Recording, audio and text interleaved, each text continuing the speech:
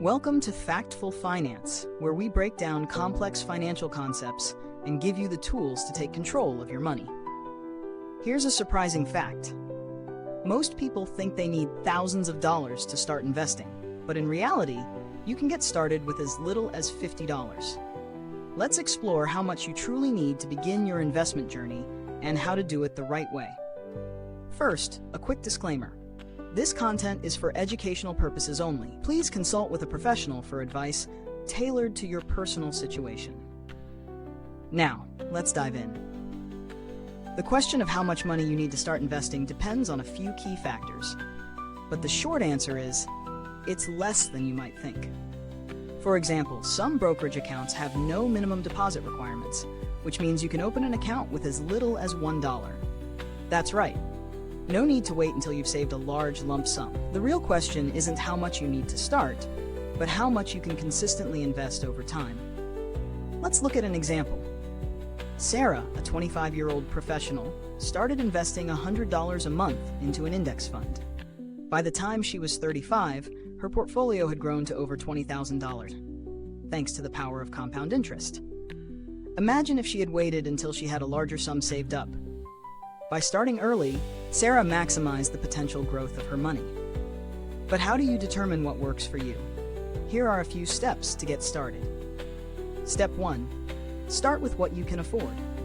Even $50 a month can make a difference, especially if you're investing in assets that grow over time. Step 2. Choose a low-cost brokerage. Many platforms now allow you to invest in fractional shares, meaning you don't need the full price of a stock to own a piece of it. You can start investing in high-value companies with just a few dollars. Step 3. Diversify your investments. Whether you're just starting or have a larger sum, spreading your money across different asset classes, stocks, bonds, real estate, can help reduce risk and improve potential returns. Step 4. Keep it consistent. The key to successful investing isn't timing the market, it's consistency. Automating your investments ensures you don't miss out on opportunities for growth. Step 5. Adjust as you grow. Over time, you may have more room in your budget to increase your investments. Reevaluate your financial goals annually and adjust your strategy accordingly. To further support your investing journey, there are many resources available.